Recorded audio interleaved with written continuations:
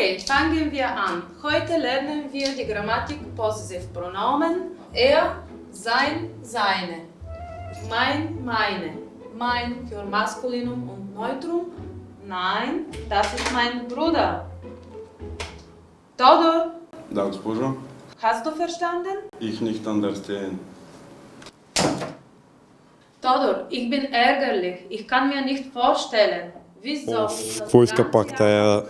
Нищо не разбирам. Няма ли как нещо да ми помогне?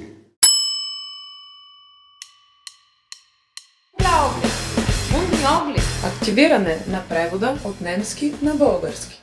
Сега разбра ли Тодора? Естествено, че ви разбрах.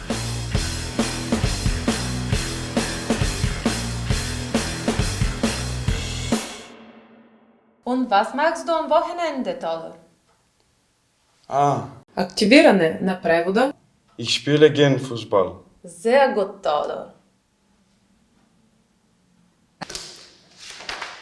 Човек, дай да запиша нещо. Не, няма нищо да запиша. Ако ме изпита, какво правим? Стига, кой? Човек, няма път да изпиташ да имаш 6. Не. Аз трябва да си знам нещо. Не си. Момичета, стига! На вас ви трябва нетковизол. Какво е това? Сега ще разберем. Нетковизол Релакс. Сиропът с главзамайващи резултати.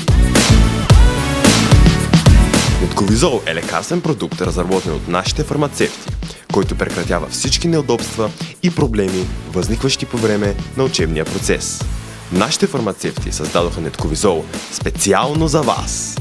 Една глътка от лечебната формула на госпожа Неткова и всичките ви проблеми ще изчезнат по-бързо от неуниформен ученик пред кабинета на директора. Единствените по рода си съставки ще ви помогнат във всяка ситуация.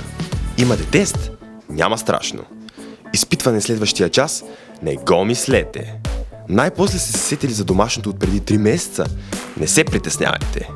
Лесната приложимост ви позволява да го използвате навсякъде.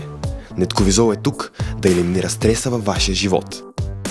Вземете го преди училището да елиминира психическото ви здраве. Ползвайте Нетковизол!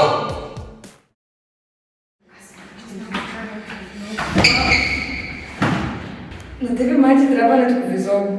Определено трябва.